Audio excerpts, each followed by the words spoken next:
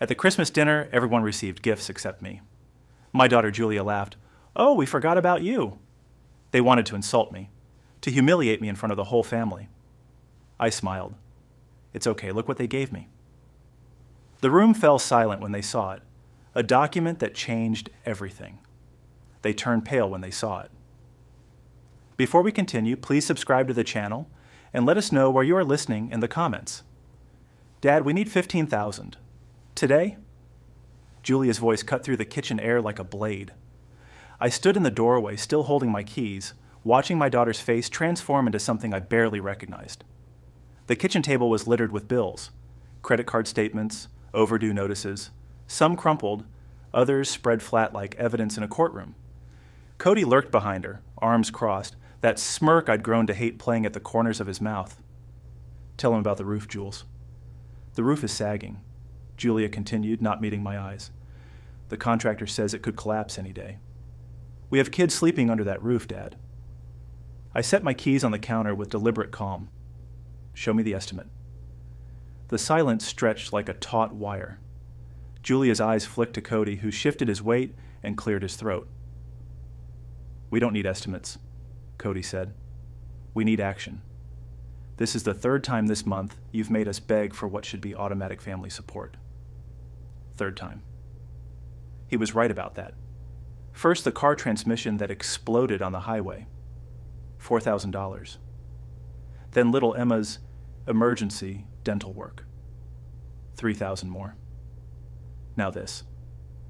I'd like to see some paperwork, I said quietly. Just to understand. Understand what? Julia's voice rose an octave. That your own daughter needs help? That your grandchildren might get hurt? Cody leaned forward, his breath smelling of energy drinks and something sour. You're sitting on all that retirement money while we're drowning here. Don't you think it's time to share some of that wealth with the people who actually matter? I felt something cold settle in my chest. 23 years I'd been writing checks.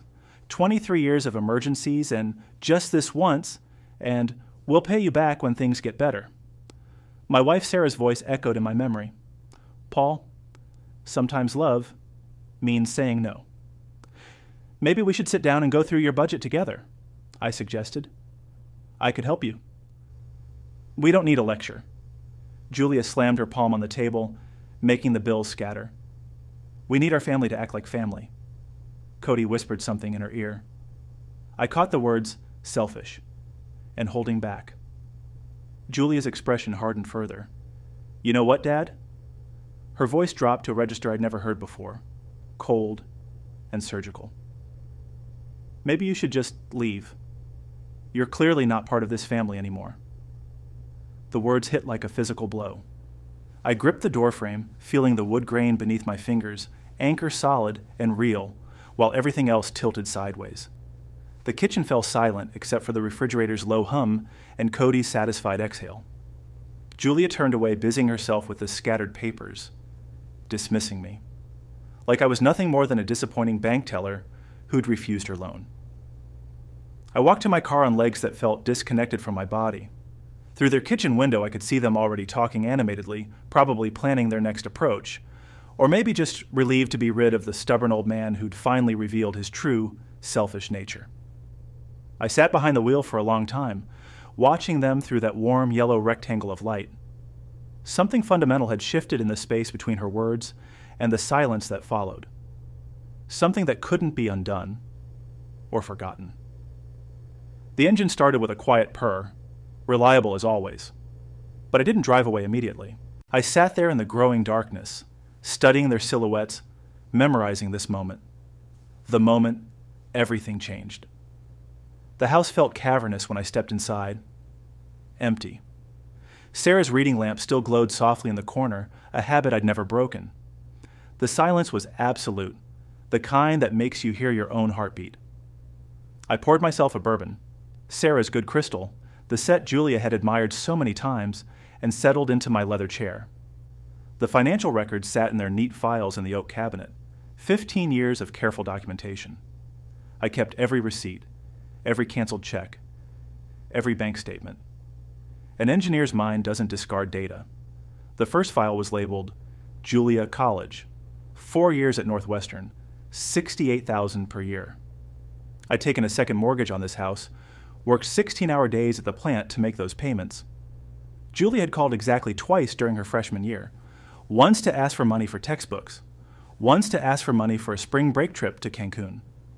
I remember driving to campus for her graduation, staying in a motel 40 minutes away because the nearby hotels were too expensive. Julia had introduced me to her sorority sisters as my dad, the one who pays for everything, and laughed like it was a charming joke. The wedding file was thicker. $37,000 for one day. The photographer alone cost more than my monthly pension. I'd walked her down that flower-strewn aisle, bursting with pride, while she whispered complaints about the flowers being the wrong shade of pink. Cody's bachelor party in Vegas, $4,000 because tradition is important, Mr. Stewart. The down payment on their first house, $45,000 because it's an investment in our future, Dad.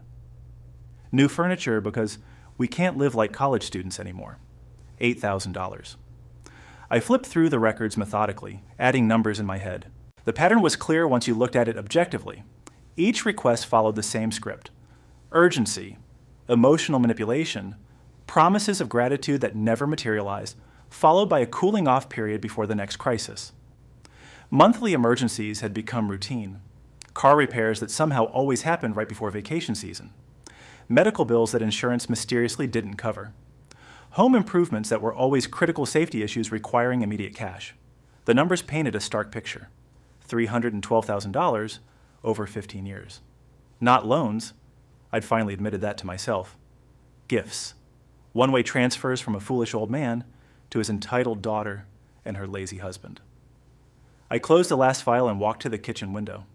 The bourbon burned pleasantly, focusing my thoughts. In the reflection, I could see myself clearly for the first time in years. A man who'd mistaken enabling for love, who'd confused generosity with weakness. Sarah's voice whispered again, "Paul, sometimes love means teaching consequences." I'd been grieving the wrong loss tonight. Not the relationship with Julia, that had been dead for years, kept alive only by my refusal to acknowledge it. What died today was my willingness to pretend otherwise. The bourbon glass felt heavy in my hand, substantial, like a decision taking shape. I'd spent 15 years being the solution to every problem, the answer to every need. Perhaps it was time to become something else entirely. I rinsed the glass and placed it carefully in the dishwasher. My hands were steady. My mind was clear. And for the first time in years, I knew exactly what needed to happen next. I didn't sleep. Instead, I sat at Sarah's old writing desk, surrounded by decades of financial records, watching the numbers tell their brutal story. By dawn, I calculated every penny, not just the money I'd given, but the money they'd wasted, the debts they'd hidden, the lifestyle they'd built on my guilt and generosity. The coffee maker gurgled to life at 6:30, same as always. But when I poured that first cup, my hands didn't shake. The decision had crystallized somewhere in the dark hours before sunrise, solid and unshakable as bedrock. I've been approaching this wrong for 15 years. Emotional thinking, sentimental thinking, time to apply the same methodical problem solving that had made me successful in engineering. Define the problem, gather data, develop solutions, implement with precision. The problem was clear. Julia and Cody had learned they could manipulate me without consequences. They'd been trained to see me as an unlimited resource rather than a person deserving of respect. My enabling had created the very monsters that now tormented me. I opened my laptop and began researching property law, debt collection procedures, estate planning strategies. My engineering mind absorbed the information hungrily, filing away relevant details, discarding the useless ones. By 9 a.m., I'd scheduled an appointment with Harold Brennan, my attorney. "I need to review my estate planning," I told his secretary. "Some recent family situations have made me reconsider my arrangements." True enough. Just not the whole truth. That afternoon, I drove past Julia's house, really looked at it for the first time in years. The BMW in the driveway was this year's model. The landscaping was immaculate, probably cost more than most people's monthly salary. New windows, fresh paint, a hot tub on the deck I didn't remember from last visit. all purchased with my money, while they claimed poverty and desperation. I parked 3 blocks away and called Tom Peterson, an old friend from the plant. Over coffee at Meredith's Diner, I steered the conversation toward families, money troubles, kids these days. "You're lucky with Julia," Tom said, stirring sugar into his 3rd cup. "My daughter keeps hitting us up for loans she never pays back. Same with her husband. Guy can't hold a job, but somehow always has money for his toys." "How's their marriage?" I asked casually. Tom snorted. "Rocky as hell. Money problems, mostly. He's got some kind of gambling problem from what my wife hears. Credit cards maxed out, borrowing from payday loan places. But they keep up appearances, you know. New car every year, fancy vacations, all smoke and mirrors." "Interesting." I filed that information away. That evening I called Julia. My voice was warm, concerned. "Honey, I've been thinking about our conversation yesterday. I was probably too harsh." "Oh, Dad." Relief flooded her voice. "I was so worried. We really do need—" "I know. But I want to do this right. Let me talk to my financial advisor. See about liquidating some investments safely. These things take time when you're dealing with larger amounts." "Larger amounts?" I could hear the greed sharpening her attention. "Well, if we're going to solve the roof problem, we might as well address some of your other issues too. The car payments, maybe pay down some credit cards. I'm thinking 50, 60,000, maybe more." The silence stretched. I could practically hear her heart racing. "Dad, that's incredible. We don't deserve—" "Of course you do. You're my family." After I hung up, I sat back in my chair and smiled. Not a pleasant smile. The kind of smile an engineer gets when all the calculations finally balance. I had 1 week to set everything in motion. 1 week to transform from victim to architect of justice. Julia and Cody thought they were getting the biggest payday of their lives. They had no idea what was actually coming for them. Harold Brennan's office smelled of leather and old money. He'd been handling my legal affairs for 12 years, ever since Sarah's estate. A careful man with careful words and the kind of discretion that came with small-town practice. "Paul, good to see you. Estate planning, you mentioned?" I settled into the chair across from his mahogany desk. "Among other things, I need to understand my options regarding some significant loans I've made to family members." Harold raised an eyebrow. "Loans?" "Documented transfers. Over $300,000 to my daughter and son-in-law over 15 years. No formal loan agreements, but clear expectations of repayment that haven't been met." Harold pulled out a legal pad. "Tell me more." For the next hour, I laid out the financial history with engineering precision. Harold took notes, asked pointed questions, and by the end was frowning deeply. "Paul, you understand that without formal loan documentation, recovering this money could be complicated?" "I'm not interested in recovery. I'm interested in leverage." Harold set down his pen. "Explain." "I want to know what legal rights I have, what options exist for demanding immediate repayment, what happens if they can't pay." "Ah." Harold leaned back. "You're talking about applying pressure. I'm talking about teaching consequences." 3 days later, I sat across from Rebecca Martinez in her cluttered private investigation office above the hardware store on 3rd Street. Rebecca had been recommended by Harold. Discreet, thorough, effective. "Background check on your son-in-law," she confirmed, reviewing my written request. "Financial history, credit report, any legal issues." "This is family business?" "Family protection," I said carefully. Her report arrived by encrypted email 2 days later. I printed it out and spread the pages across my kitchen table like a military strategist studying enemy positions. Cody Johnson was drowning. $47,000 in gambling debts to various creditors, including some unsavory operations that didn't appear on official credit reports. Maxed credit cards totaling $28,000. A personal loan from a payday advance company at 36% interest. Most interesting, their mortgage was 3 months behind. The bank had already sent the first foreclosure notice. Julia and Cody were living in a house of cards, maintaining their facade with desperate juggling and increasingly risky financial maneuvers. Every dollar I'd given them had gone straight through their hands to creditors, while they accumulated more debt to maintain their lifestyle. I called Harold again. Hypothetically, if someone owed me a substantial sum and was facing foreclosure, what options would I have? Well, if you held first position on any debts, you could demand immediate payment or forced liquidation of assets. You could potentially buy their outstanding debts from other creditors. Legally complicated, but possible. How long would such a process take? Depends on how much pressure you wanted to apply.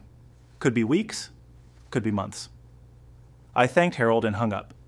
Then I opened my laptop and began researching debt purchasing procedures. My engineering background had taught me that every system has weak points. Every structure has load limits. Julia and Cody had built their lives on a foundation of borrowed money and false promises.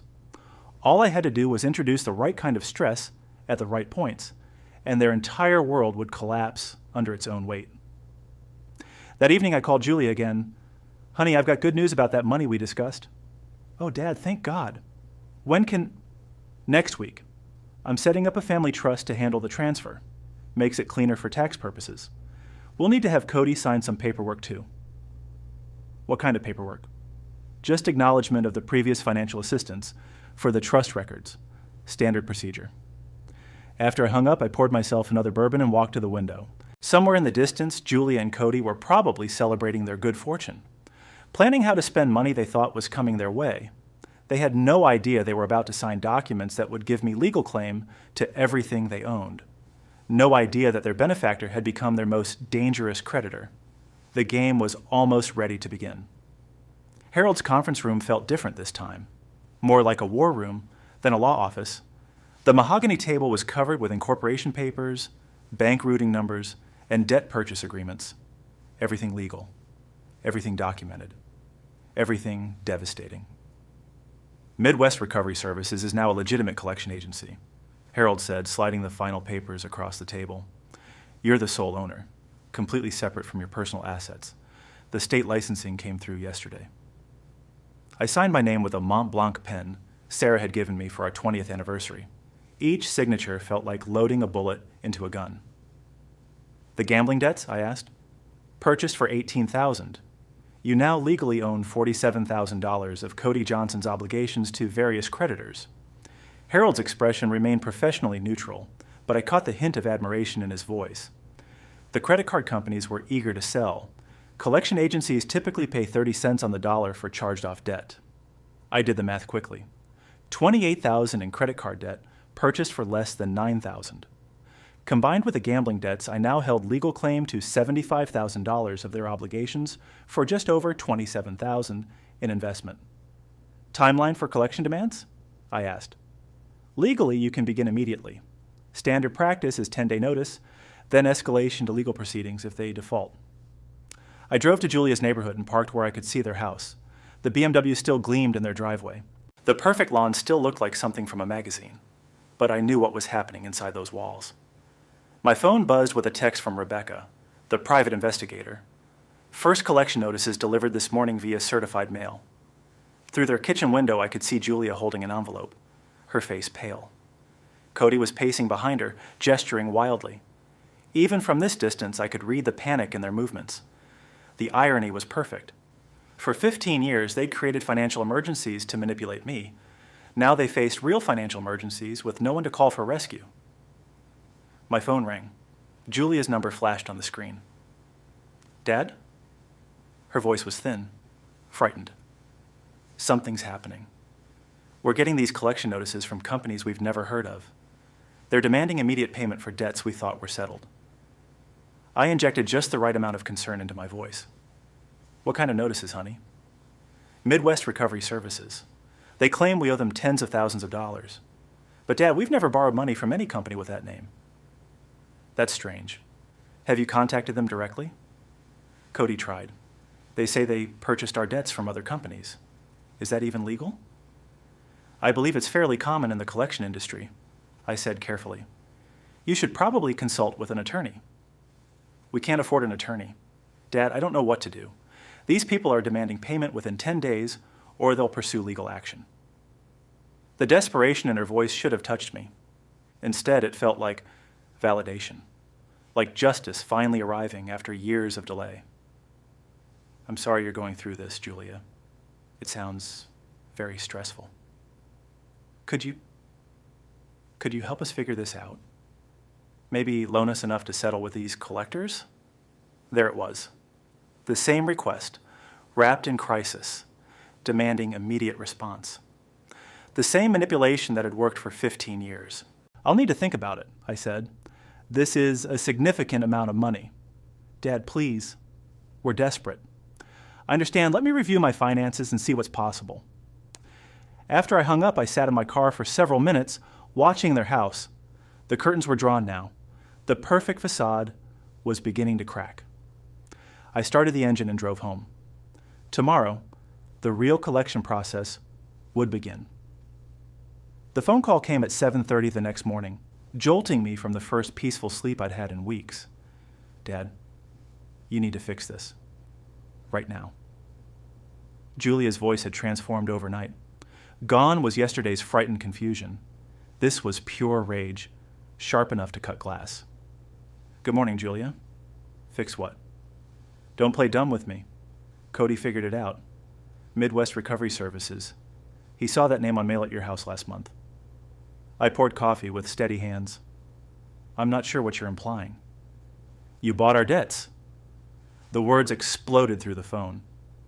What kind of sick person does that to their own family? The kind whose daughter told him he wasn't family anymore.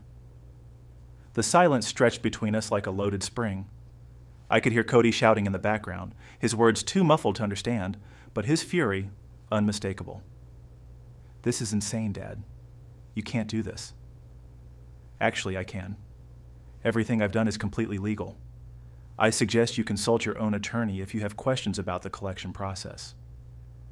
We don't have money for an attorney. We don't have money for anything because you're trying to destroy us. I took a sip of coffee. I'm simply collecting debts that are legally owed to me, debts you accumulated through poor financial decisions. Cody's voice grew louder. He'd grabbed the phone. This is harassment, old man. We'll file a complaint with the state, sue you for emotional distress, have you committed for mental incompetence. You're welcome to try. But you should know that threatening a creditor during collection proceedings can be considered criminal harassment. I'm recording this call, by the way. Julia took the phone back. Dad, why are you doing this to us? Because you needed to learn that actions have consequences. Because 15 years of enabling you was the worst thing I could have done as a parent. So you're teaching us a lesson? Her voice cracked. By trying to destroy our lives? I'm giving you the same consideration you gave me when you told me I wasn't part of your family. That was just... I was angry. I didn't mean... Yes, you did. And now you're experiencing what it feels like to face financial problems without someone to rescue you. Cody grabbed the phone again. What do you want? You want us to grovel? To beg? Fine. We're sorry, okay? We'll pay you back everything we owe. Excellent. You have 23 days remaining to settle the $75,000 balance in full. $75,000? Julia's voice was faint. But we never borrowed that much from you. No, you borrowed that much from credit card companies and gambling establishments. I simply purchased those debts at market rates. It's all documented and legal. We can't pay that. You know we can't pay that. Then I suppose you'll need to liquidate assets. Sell the BMW. Downsize the house. Make the kinds of sacrifices I made for you all those years.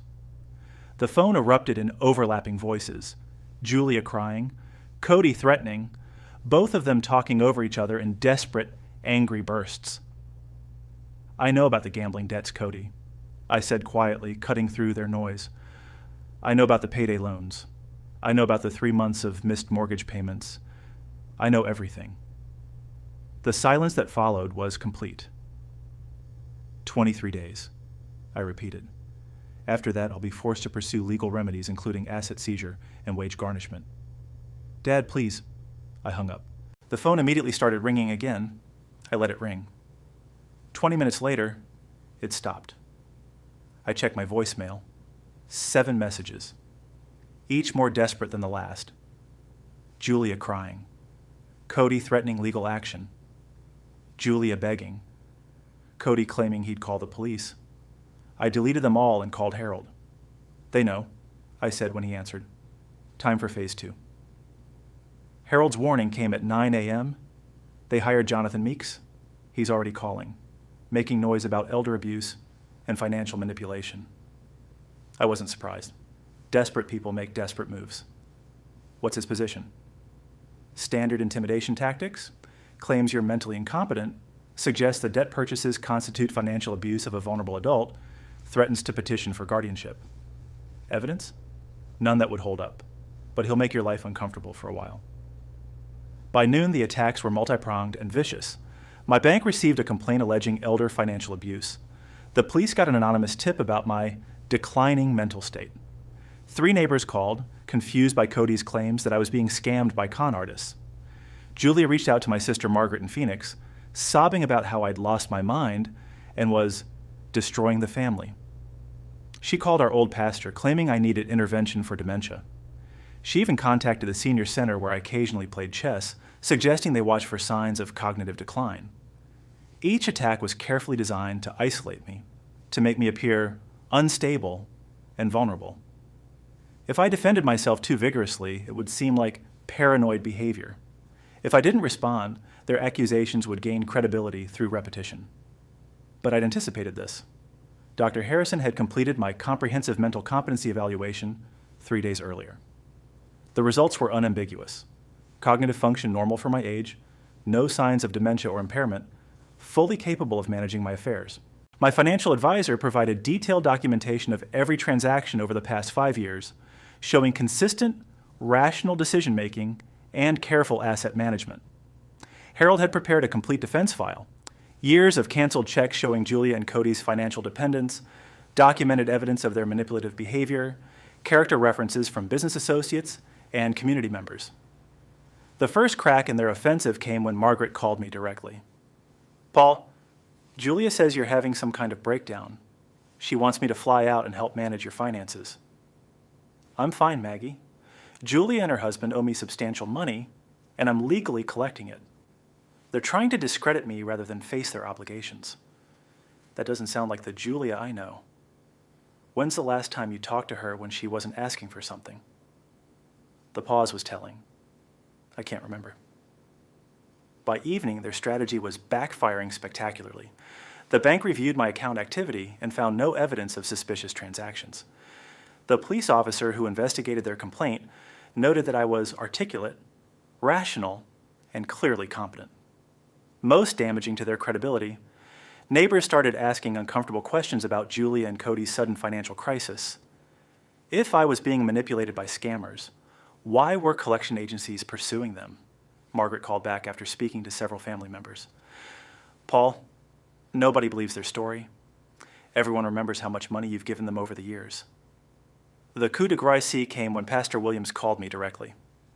Paul, I'm sorry to bother you. Julia suggested I check on your well-being, but frankly, you sound exactly the same as always.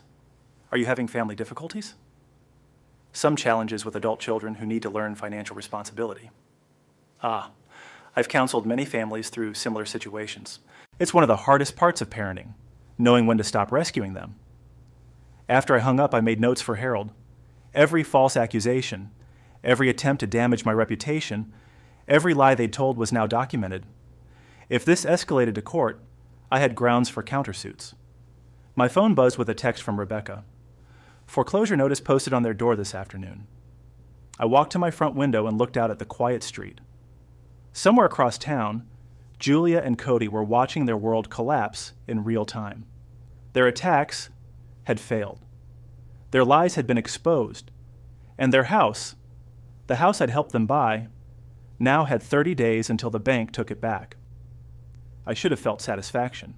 Instead, I felt something colder and more precise. The satisfaction of a problem correctly solved, an equation finally balanced after years of miscalculation. The phone rang. Julia's number appeared on the screen. This time, I let it ring. The voicemail Julia left was 11 minutes of sobbing desperation. I played it while organizing my files, her words washing over me like background noise. She'd tried to buy groceries. Card declined. She'd gone to 3 different stores thinking it was a system error. All declined. The bank had closed their credit lines after receiving my formal notification that I was calling their co-sign loans due immediately. Dad, they want $68,000 by next Friday. The car loan, the credit line, the home equity loan. We never realized you were on all of them. Of course they hadn't realized. They'd been too busy spending to read the paperwork. I deleted the message and made my next call. American Family Insurance? This is Paul Stewart. I need to remove my daughter Julia Cody and her family from my health insurance policy effective immediately. The representative sounded confused. Mr. Stewart, they've been covered under your plan for 8 years. Are you sure you want to? Completely sure. Also, I'm changing the beneficiary on my life insurance policy. Julia Cody is no longer to receive any benefits. Sir, this is a significant change. Do you want to speak with a counselor about the implications? No counselor needed. Just process the changes. 2 hours later, I'd systematically dismantled every financial safety net I'd provided them. The college fund I'd established for their children closed, with funds transferred to charity. The emergency credit card I'd given Julia for true emergencies canceled. The joint savings account we'd opened years ago converted to my name only. Each phone call was surgical, precise, irreversible. By Wednesday, the siege was complete. Rebecca's surveillance reports painted a picture of mounting desperation. Cody working double shifts at the plant, Julia pawning her wedding ring, both of them arguing in their driveway loud enough for neighbors to hear. Their perfect facade was crumbling in real time. The BMW disappeared overnight, repossessed. Julia started driving a rusted Honda that Cody borrowed from a coworker. The lawn care service stopped coming. The elaborate Christmas decorations that had made their house the envy of the neighborhood were sold on Facebook Marketplace. Thursday brought the eviction notice, sheriff's deputies posting legal documents on their front door in broad daylight, ensuring the entire neighborhood witnessed their humiliation. That evening, my phone rang constantly. I'd learned to recognize the pattern. First, Julia would call, crying and begging. Then Cody would take over, alternating between threats and desperate bargaining. Then Julia again, promising anything, everything, if I'd just help them one more time. I let every call go to voicemail. Friday night, I sat in my study reviewing the week's documentation. Harold had prepared a comprehensive report. Every debt legally transferred, every collection notice properly served, every financial support system methodically eliminated. It's been remarkably efficient, Harold had noted. Most collection actions take months to reach this level of pressure. The difference was simple. I understood their weaknesses because I'd been enabling them for 15 years. I knew every vulnerability because I'd been protecting them from consequences all that time. My phone buzzed with another voicemail notification. Number 14 today. I played this one. Julia's voice was barely recognizable, hoarse from crying, broken by exhaustion. Dad, please. I know you're angry. I know we've been terrible. But the kids... Emma asked why we can't afford her art classes anymore. Tommy doesn't understand why his friends can't come over because we're ashamed of how the house looks now. She paused, breathing shakily. I'll do anything. We'll sign anything. Just, please don't let us lose the house. Please don't let our children pay for our mistakes. I saved the message and made a note in my calendar. Tomorrow was Saturday. Tomorrow, I would make Julia and Cody an offer they'd have no choice but to accept. The endgame was finally here. I didn't call Julia back. Instead, I drove straight to Harold's office. The manila folder on his desk contained the final pieces of my carefully constructed puzzle. Property transfer is complete, Harold said, sliding documents across the mahogany surface. The mortgage default, combined with your consolidated debt holdings, gives you legal ownership effective January 2nd. I studied the papers with the same attention I'd once given engineering blueprints. Every line item accounted for. Every legal requirement satisfied. 15 years of enabling Julia and Cody had finally produced an outcome they never anticipated. Total financial ruin. Timeline for possession? 48 hours after service of eviction notice. I recommend serving December 27th. Gives them time to process their new reality after Christmas. Christmas. I'd been dreading it, expecting another emotional manipulation campaign. Now it seemed like the perfect stage for justice. What about challenges? Appeals? Harold removed his glasses and cleaned them carefully. Paul, this is bulletproof. They defaulted on debts you legally own. You hold first position on all their major assets. No court will overturn legitimate collection proceedings. I left Harold's office with ownership papers in my briefcase and a strange lightness in my chest. The house that I'd helped them buy, that they'd used to manipulate me for years, was now legally mine. That afternoon, I drove to their neighborhood one last time as an outsider. Using my legal right to inspect the property, I walked through rooms that smelled of expensive candles and fresh paint. They'd spent money on Christmas decorations, elaborate, costly displays that must have required credit they didn't have. In their bedroom, I found evidence of their latest deception. Thank you cards from relatives, acknowledging loans Julie had requested for medical emergencies. More lies, more manipulation. While claiming poverty to me, they'd been borrowing from aunts and uncles using fabricated sob stories. I photographed everything methodically, documentation for Harold's files. My phone rang as I locked their front door. Julia's name appeared on the screen. Dad, I've been thinking about Christmas, about family. Her voice had shifted again. Sweetness now. Contrition. The tone she'd used as a child when she wanted something special. I was hoping maybe you could come for Christmas dinner. Just family. We could talk things through, work something out. I almost smiled. One final manipulation attempt. One last effort to use emotional blackmail and holiday sentiment to extract money from the foolish old man. That sounds nice, Julia. Really? Oh, Dad, I'm so glad. Cody and I have been talking, and we realize we made mistakes. We want to make things right. I'm sure you do. Christmas dinner is at 2 o'clock. Nothing fancy, just family. I'll be there. After I hung up, I sat in my car outside their house for several minutes. Through the window, I could see Julia pacing excitedly, probably calling Cody with the good news. The naive old fool had agreed to come. Their Christmas ambush was set. They had no idea I'd be bringing documents that would end everything. I drove home slowly, planning my final preparations. Tomorrow was Christmas Eve. I had 24 hours to organize the conclusion of this 15-year mistake. For the first time in weeks, I felt genuinely peaceful. Christmas Eve passed quietly in my house. I spent the evening organizing legal documents in a manila envelope, pressing each paper flat, ensuring nothing would fold or tear during tomorrow's presentation. The property transfer, the debt consolidation statements, the eviction notice, dated for December 27th. Harold had prepared everything with his usual precision. I laid out my best suit, the charcoal gray Sarah had picked for our anniversary 5 years ago. Professional, dignified, appropriate for delivering life-changing news. Across town, I knew Julia and Cody were orchestrating their Christmas ambush. Extended family arriving from 3 states, all expecting to witness some kind of holiday reconciliation. Julie had probably spent days coaching everyone on their roles in the emotional manipulation. My phone buzzed with texts throughout the evening, cousins mentioning they were excited to see me tomorrow, my sister Margaret confirming her flight had landed safely, everyone innocent pawns in Julia's carefully planned guilt campaign. I slept better that night than I had in months. Christmas morning arrived clear and cold.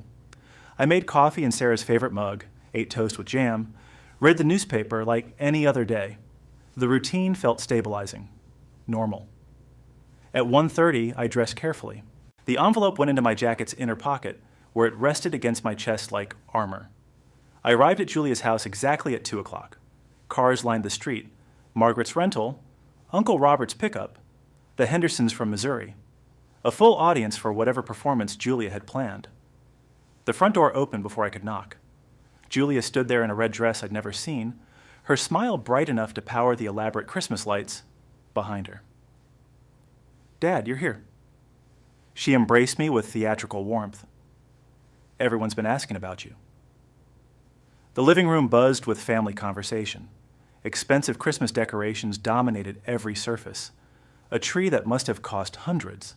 Garlands that looked professionally installed. Wrapped gifts piled artfully beneath twinkling lights. all purchased with borrowed money while they claimed financial desperation. Paul! Margaret hugged me tightly. You look wonderful. Julia says you've been having some financial discussions? We have, I said carefully. Cody appeared at my elbow, his handshake lasting a few seconds too long. Mr. Stewart, glad you could make it. His eyes searched my face for signs of softening, weakness, exploitable emotion. I smiled politely. Dinner was elaborate.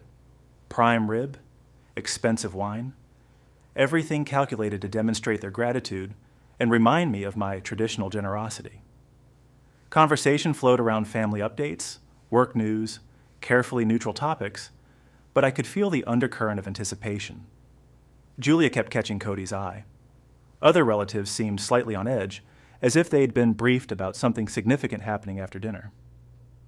Shall we open gifts? Julia asked brightly when dessert was cleared. Everyone gathered in the living room. Julia positioned herself near the tree like a conductor preparing her orchestra. The gifts were distributed with ceremony: expensive watches, designer purses, electronics that cost more than most families spent on entire Christmases. Margaret received a cashmere scarf. Uncle Robert got expensive golf accessories. Each gift came with elaborate explanations about how Julia had searched everywhere to find the perfect thing. The pile beneath the tree dwindled systematically. Julia made a show of checking labels, ensuring everyone received their treasures. Then she paused, her expression shifting to manufactured confusion. Oh. She looked directly at me, her voice carrying perfectly to every corner of the room. I'm so sorry, Dad, but we didn't get you anything this year. The room fell silent. Every conversation stopped mid-sentence. Money's been so tight lately, she continued, her tone mixing false apology with subtle accusation. I hope you understand. I felt every eye in the room focused on me, waiting for my reaction, expecting embarrassment, hurt, the emotional breakdown that would justify their intervention. Instead, I smiled. That's perfectly fine, Julia. I stood slowly, reaching into my jacket, because I have something for all of you. The envelope felt weightless in my hands as I removed it from my jacket. 20 pairs of eyes followed my movements, the room so quiet I could hear the grandfather clock ticking in the hallway. I've received quite a gift myself this Christmas, I said, my voice carrying clearly through the sudden silence. Julia's confident smile faltered slightly. Cody shifted in his chair, some primitive instinct recognizing danger. I opened the envelope carefully, removing the documents Harold had prepared. Official legal papers with state seals and attorney signatures, the kind of paperwork that changes lives permanently. This house, I said conversationally, now belongs entirely to me. The words hung in the air like smoke from an extinguished candle. Margaret blinked rapidly, processing what she'd heard. Uncle Robert leaned forward, certain he'd misunderstood. Julia's face drained of color so completely I thought she might faint. What do you mean? I set the property transfer documents on the coffee table between us, spreading them like playing cards revealing a winning hand. Unpaid debts of $75,000, mortgage default spanning 4 months, legal consolidation of all outstanding obligations. My voice remained steady, professional. As of December 26th, you have 48 hours to vacate the premises. Cody shot to his feet. This is insane. You can't just... Everything I've done is completely legal. I looked around the room at shocked faces, family members trying to understand how Christmas dinner had become a courtroom. These documents represent 15 years of unpaid loans, gambling debts, and financial irresponsibility that I'm no longer willing to enable. Dad, please. Julia's voice cracked. You told me I wasn't part of this family anymore, I said quietly. I'm simply honoring that decision. Margaret found her voice first. Paul, this is Christmas. Surely you can't mean... I mean every word.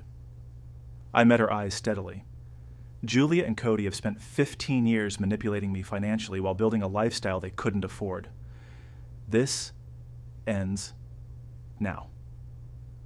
The room erupted in overlapping voices. Uncle Robert demanding explanations, cousins protesting about the children, Julia sobbing that I was destroying everything, but Cody's response cut through the chaos like a blade. "You vindictive bastard. This is about your ego, not money." "No," I said, standing to retrieve my coat. "This is about consequences.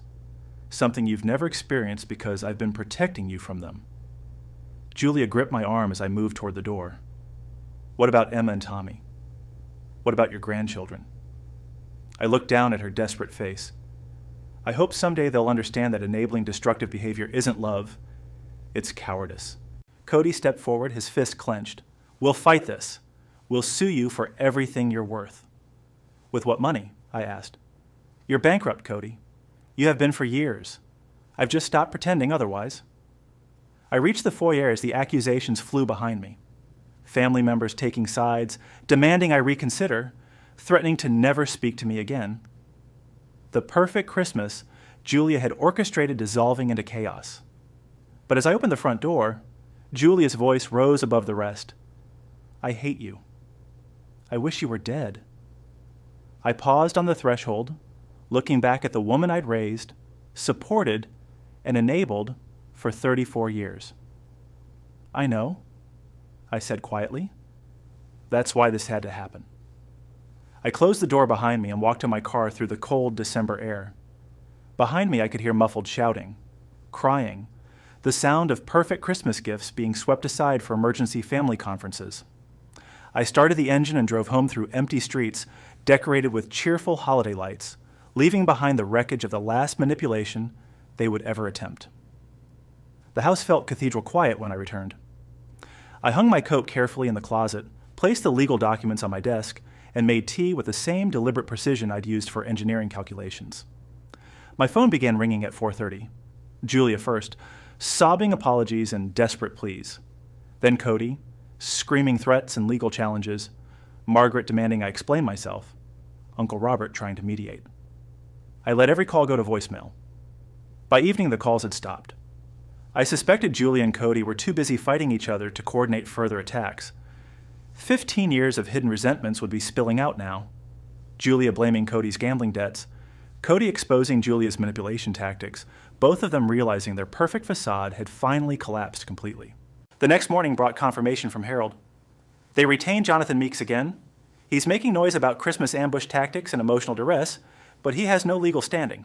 Property transfer stands. Timeline proceeding as planned? Eviction notice served at 9 a.m. They have until December 28th to vacate. I spent the day organizing Sarah's belongings, finally ready to sort through memories I'd been avoiding. In her jewelry box, I found the pearl earrings she'd worn on our wedding day. Julia had always admired them, had assumed they'd be hers someday.